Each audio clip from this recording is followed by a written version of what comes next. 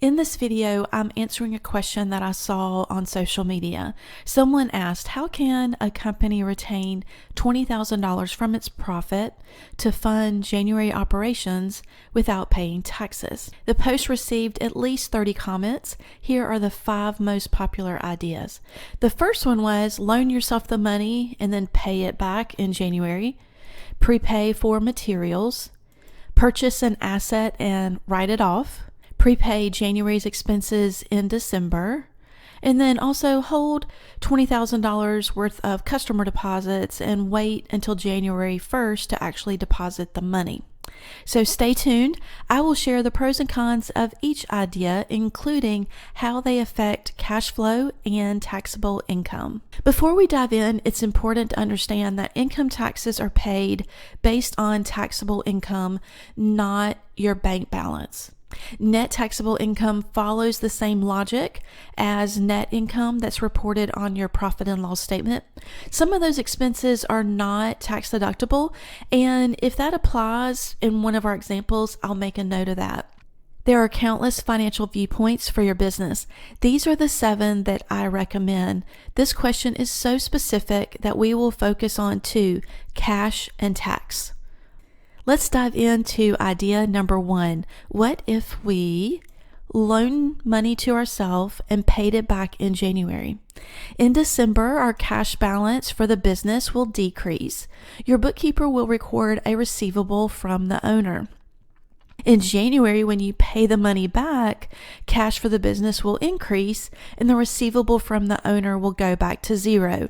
There's effectively no change to cash. The transaction does not affect net income or taxable income since it only affects accounts on the balance sheet, your cash and receivable from the owner. So income taxes are not reduced. You'll pay the same amount of taxes whether you move the money or not. So the bottom line is this idea will not accomplish the goal of retaining cash without paying taxes. This idea is what I refer to as much to do about nothing. It feels like you're doing something, but not really. This idea creates extra work for your tax accountant. Your tax accountant will need to consider the interest that you need to pay the business for the loan, which creates taxable interest income for the business. Plus, the tax accountant will need to consider the effect of the loan, what it has on your tax basis for your ownership of the business. Also, the IRS considers loans to be legit when there is legal paperwork involved. So the bottom line is this idea helps you pay more to lawyers and accountants, but will not help you accomplish the goal of retaining cash without paying taxes. So the second idea, what if we prepay for materials? So when you spend money to stock up on materials for future use, what happens to your cash balance? Yes, you're right. The business has less money. In January, you'll have extra inventory, but how will you pay for all of the operating expenses? There's no money to pay for payroll, rent, and fuel since the money is tied up in inventory. So from a cash standpoint, we have not accomplished the goal of having an extra $20,000 of cash.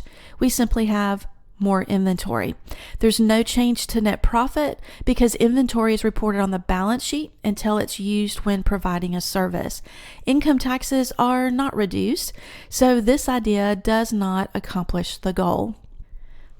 With idea number 3, what if we purchase an asset and write it off through the depreciation expense process? So let's pretend that we buy a $20,000 truck. When you buy an asset, what happens to your cash? You're right, the business has less cash. You've traded $20,000 for a truck. So on the balance sheet, your cash decreases and your fixed asset account increases. But wait, there's more to the story. We are able to claim a depreciation expense, so net income will decrease. And let's assume we can claim Section 179 depreciation expense on the tax return. This very special tax law allows us to claim 100% of the cost in the first year. So we will decrease taxable income by $20,000, which will generate a tax savings of $5,000 if we are paying at the 25% tax rate. So did we accomplish the goal of retaining $20,000 for January. We spent $20,000 for a truck. We did save $5,000 in taxes, but the net effect is $15,000 is gone, and the company will not have the money it needs to support the slow operations in January. So with idea number 4, what if we prepay January's expenses in December? This idea only has the possibility of working if you file your business tax return on the cash basis. So this idea could work if you prepay your operating expenses like rent, utilities, and insurance. The problem you'll run into is this idea does not work with a lot of the big expense items like materials, because it's considered to be inventory and it's reported over on the balance sheet. Also with payroll, it's pretty difficult to prepay employees. It's not a very common practice, and it's also difficult to store fuel. So it is possible to prepay some expenses, but a lot of the big ticket items are not. So with cash, when your business prepays expenses, the business will have less cash in December, but it's also going to have less expenses the next month because you've prepaid. So far it looks like this idea could work depending on the type of expenses you're able to prepay. From a tax standpoint, if the payments were related to operating expenses, then you may be able to pay less income taxes. So this idea has the potential to work for 1 year. But the problem is there's a timing difference that may catch you by surprise. And so when you look at your financial reports, they're going to be a little bit confusing because January's expenses are reported on the December reports. The new tax year will start with January sales from customers, but the expenses for January were claimed in the previous year. If you're not careful, you could end up with 12 months of income and only 11 months of expenses. This will create a surprise when you file next year's tax return. You may owe more money than you expected. It's so easy to forget the tricks from the previous year to lower taxes, and then now you're left with a very unexpected surprise. Also, you'll need to consider what you will do next year to accomplish the same goal of retaining cash for the slow season. This type of creative accounting oftentimes creates a stressful situation as the company grows, because next year, instead of needing to prepay $20,000, you may need to prepay $40,000. So this idea looks like it will work, but it's questionable. This is a temporary fix that is not a sustainable way to run or grow your company.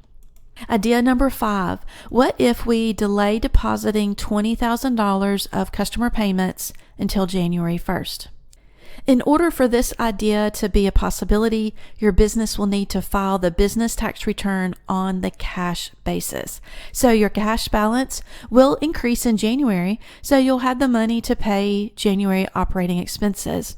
The business will delay paying income taxes on the deposit since the money did not hit the bank account until after the tax year. But notice that I said delayed paying income taxes. All you're doing is shifting it from one tax year to the next. So this idea has some of the same effects as the ones that we just covered. Your financial reports may be confusing for the periods that you kind of messed with. There's also a timing difference that may catch you by surprise. And then also you need to consider, instead of holding $20,000, you may need to hold $40,000 of deposits as your business grows. You also may accidentally call customers and tell them that their account is past due when you've actually received their payment. And then also, how will you store and protect that $20,000 of cash while you wait to make the deposit? So this idea could work, but it's risky and it's a temporary fix. This is not a sustainable way to run your company, because what will you do next year to accomplish the same goal? The problem is none of these tricks really work. In fact, trying to game the tax system with tricks like these will keep your business from growing the way you dreamed about when you actually started your company. And I definitely hear you. You're wondering, well, if none of these ideas work, then what's the secret to keeping more money so you can thrive during the next slow season? Well, first of all, stop being surprised by tax time. It happens the same time every year. You started a business to make money. Congratulations, you've built a business that actually makes money. It should be no surprise to you that you owe income taxes. Also keep in mind that income taxes are a cost of doing business. The payment may not be tax deductible for your business, but it is a cost of doing business. It requires cash flow to pay. So income taxes must be considered when you set your prices and then also when you run your cash flow projections.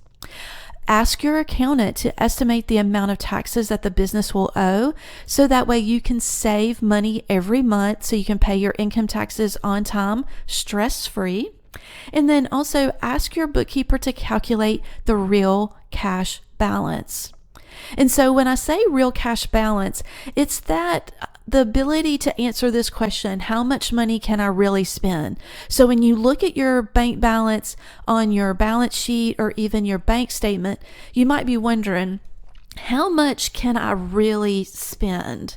And so here's a formula for your bookkeeper to use to help you really calculate that real cash balance. Ask your bookkeeper to start with the ending bank statement balance. They need to adjust for outstanding deposits and checks that did not clear during that time period. They will need to add accounts receivable. What do you expect to collect within the next 30 days? Now, if you've got some customers that are severely past due, you do not add them into this formula because you possibly may not get that money. So you do not need to make decisions on receiving that money. This is what you truly expect to receive within the next 30 days. Then you'll need to subtract the amount that you owe your vendors through the accounts payable process, and then also your credit card balance.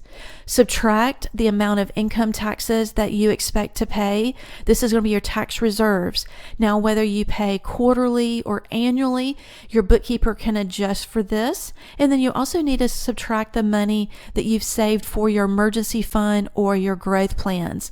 And voila, this is the real cash balance that you can use to help you plan for the future. And so when you know what that real cash balance is at the end of the year, you're more likely to reduce surprises at tax time, because I've seen it time and time again. You see this huge balance in December and you think, oh, great, I can pay annual bonuses, I can buy a new truck, I can pay myself a little bit more. And then before you know it, by February, you're having to borrow from the line of credit to make payroll. And then by tax time with March or April, you're very surprised when the tax accountant calls with your tax deadline and surprises you with the tax bill. So the original question is, how can we keep money from this year's profits to fund the slow season without paying taxes? So far, we've determined it's pretty difficult to avoid paying income taxes without spending cash or borrowing money. Let's dive into how to pay for expenses during the slow season. And it's a combination of three things. First, we'll have sales from customers. You'll still have opportunities, just not as many. It's really important to market year-round. And so marketing to your existing customer is a great way to generate leads without spending a lot of money on marketing. And then also don't forget to follow up with leads that did not close. Also be very mindful of being very intentional with your spending. It's very tempting to allow your spending to grow during busy season, but it's hard to maintain that high level of spending during the slow season. So be very mindful of what the company really needs year round. And then last but not least, savings from the busy season is the special little trick that is needed to help you cover that shortage during slow season. Because when during busy season, you've got more than enough sales to cover the spending. But during slow season, you need some of that savings to help fill in the gap. And so what if you did not save money from the last busy season? How do you prepare for the next slow season? And so keep in mind that companies generate money in only three ways. You've got investments from the owners, loans from banks, owners, friends, or family, and then you've also got sales from customers based on the price that you charge. And so when sales are lower during slow season and the company does not have savings, the company will need to either borrow money or request an equity investment from the owners. So the most common way to bridge that gap during slow season is to borrow money through a line of credit. Before you borrow money, confirm that the real problem is the lack of savings, not the lack of profit and cash flow. Your accountant or bookkeeper should be able to help you see how much extra money was generated during the last busy season and the way the money was spent. If you and your accountant don't remember choosing how the extra money was spent, then it's possible your business did not generate a surplus of money during the busy season. This means that you'll need to research why the business did not generate extra cash. It's important to fix this problem before you go into the next busy season. Otherwise, you're going to have the same problem next year, except for you're going to need to borrow even more money. Because if your business did not generate a surplus of cash, then how is it going to have the money it needs to pay the loan payment and then also prepare for the next slow season? So be very mindful of what that real problem is that you're solving for instead of just blindly borrowing money. Also, when you borrow money, only borrow what the business really needs. If the business borrows too much money, then it will spend most of the busy season digging out of a financial hole, paying off the loan. Next slow season, you'll need to borrow again. You'll end up feeling like you're stuck on a hamster wheel. Also, pay the loan off quickly. This will help you pay less interest and get the slow season in your rearview mirror so you can focus on building a nest egg for next year. The bottom line is there are tax tricks, but they rarely work. So to reduce your taxes, you'll need to spend money or borrow money. And the tax benefit usually is only temporary and it's likely to create a financial surprise next year. It's important to discuss your details with your accountant since they are familiar with your numbers and goals.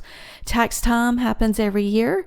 The amount of tax that you'll owe can be estimated, so you can plan for the taxes. They are more predictable than you think. And don't forget to ask your accountant to help you view the decision that you're making through the 7 financial viewpoints.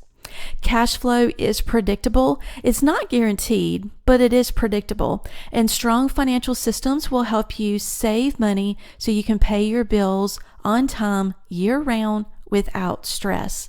Also, there is a lot of value in you understanding the big picture of how money works in your business.